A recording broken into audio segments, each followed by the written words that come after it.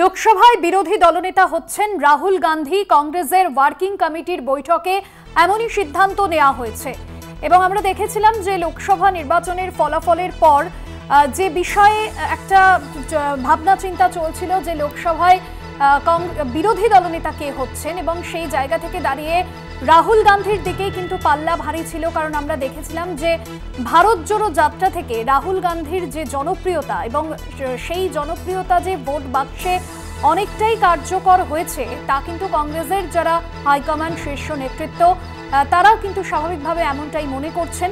সেই জায়গা থেকে দাঁড়িয়ে কংগ্রেসের তরফে রাহুল গান্ধীকে সামনে রেখেই কিন্তু দল পরিচালনা করা এই ভাবনা চিন্তাও যেরকম আগেভাগে নেওয়া হয়েছিল এবং আজকে কংগ্রেসের ওয়ার্কিং কমিটির যে বৈঠক হলো নয়াদিল্লিতে সেই বৈঠকেই এবার কংগ্রেসের যে লোকসভার যে বিরোধী দলনেতা কংগ্রেসের তরফে রাহুল গান্ধী এবং সেখানে কিন্তু তারই নাম উঠে এসেছে, দলের তরফে তার নামই সামনে রাখা হয়েছে।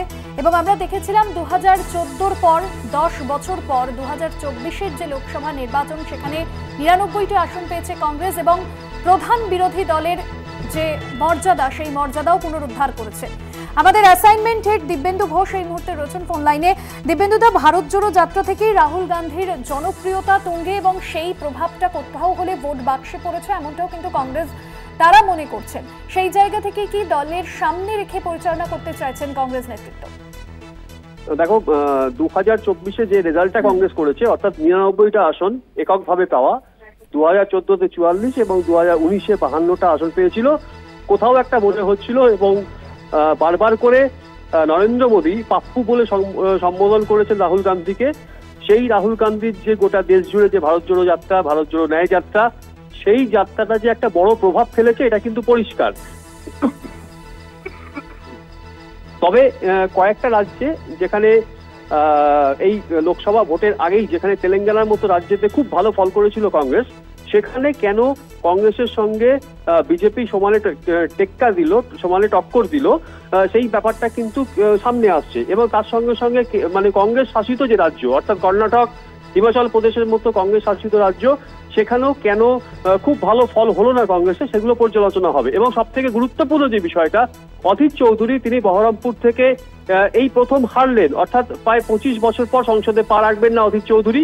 এবং অধীর চৌধুরী কিন্তু লোকসভায় বিরোধী দলনেতা ছিলেন, কিন্তু এবারে লোকসভায় বিরোধী দলনেতার যে আসনটা সেটা কিন্তু রাহুল গান্ধীকে নির্বাচন করেছে কংগ্রেস। কংগ্রেসের যে ওয়ার্কিং কমিটির বৈঠক, সেই বৈঠকে সিদ্ধান্ত হয়েছে লোকসভায় বিরোধী দলনেতা হিসেবে রাহুল গান্ধীকে তারা বেছে নিয়েছে। অর্থাৎ রাহুল গান্ধী যেভাবে একের পর এক এই 2019 থেকে 2024 যে সময়কাল, সেই সময়কালের মধ্যে সংসদে দাঁড়িয়ে যেভাবে বিজেপিকে আক্রমণ করেছেন, যেভাবে নরেন্দ্র মোদীকে আক্রমণ করেছেন, যেভাবে মোদী সরকারকে আক্রমণ করেছেন বিভিন্ন একাধিক ইস্যুতে, সে জায়গায় দাঁড়িয়ে কোথাও একটা মনে হয়েছিল এবং যে বারবার করে এই প্রচারটা বিজেপি সামনে রেখেছে, শুধুমাত্র নরেন্দ্র মোদী নয়, বিজেপি একাধিক শীর্ষ নেতৃত্ব বারবার করে এই প্রচারটা সামনে রেখেছিল যে রাহুল গান্ধী যখন এই ইন্ডিয়া জোটকে কার্যত লিড করছে, কংগ্রেসকে লিড করছে, সে জায়গায় দাঁড়িয়ে রাহুল গান্ধীর যে অবস্থান, রাহুল গান্ধীর যে ক্যারিসমা, সেই ক্যারিসমা বলে কিছু নেই। অর্থাৎ রাহুল গান্ধীকে তারা পাপ্পু বলে উল্লেখ করে বারবার বলেছেন যে রাহুল গান্ধীর দ্বারা কোনোভাবেই এই যে বিরোধী জোট বা বিজেপি বিরোধী যে শক্তি, সেই শক্তিকে লিড করার মতো ক্ষমতা কিন্তু রাহুল গান্ধীর নেই। যে কারণে বারবার করে এমন কথাও বলা হয়েছে যে সোনিয়া গান্ধী অসুস্থ, সেখানে প্রিয়াঙ্কা গান্ধীকে সামনে আনা যেতে পারে কিনা। যেখানে উত্তরপ্রদেশে যখন বিধানসভা ভোট হয় সেখানেও কিন্তু প্রিয়াঙ্কা গান্ধীকে সামনে রেখে লড়াই করেছিল, কিন্তু সেখানে ভালো ফল করতে পারেনি। তাহলে বিকল্প হিসাবে কে? এবং এই যে ইন্ডিয়া জোট তৈরি হলো, সেই জোটে কিন্তু প্রধান অর্থাৎ মাথা হিসাবে তাকে সেখানে কিন্তু ইন্ডিয়া জোটের যে আহ্বায়ক হিসাবে যাকে রাখা হয়েছিল তিনি কিন্তু মল্লিকার্জুন খার্গে, এবং কংগ্রেস সভাপতি কিন্তু মল্লিকার্জুন খার্গে।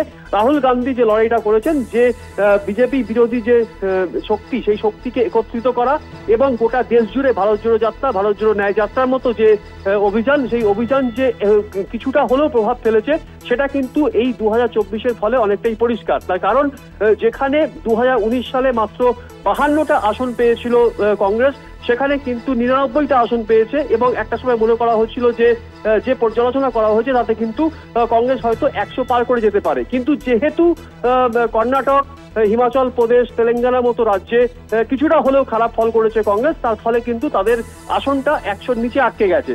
কিন্তু একক বিরোধী যে দল, সেই বিরোধী দলের যে সর্বোচ্চ ভোট প্রাপ্ত এবং সর্বোচ্চ যে আসন প্রাপ্ত যে দল সেই কংগ্রেসের থেকে কিন্তু বিরোধী দলনেতা নির্বাচন করা হচ্ছে এবং রাহুল গান্ধীকে সর্বসম্মতভাবে এই সিদ্ধান্ত কংগ্রেসের ওয়ার্কিং কমিটি বৈঠকে নেওয়া হয়েছে যে রাহুল গান্ধী এই সংসদে তিনি বিরোধী দলনেতা হিসাবে কাজ করবেন এবং এই রাজ্যগুলোতে যে কংগ্রেস শাসিত রাজ্যগুলিতে কেন খারাপ ফল হলো সেগুলো পর্যালোচনা কিন্তু করা হবে। এটাই কিন্তু কংগ্রেসের ওয়ার্কিং কমিটি বৈঠকে ঠিক হয়েছে। একদমই ধন্যবাদ জানাবো দিব্যেন্দু দা। আমাদের অ্যাসাইনমেন্ট হেড দিব্যেন্দু ঘোষ ছিলেন ফোন লাইনে।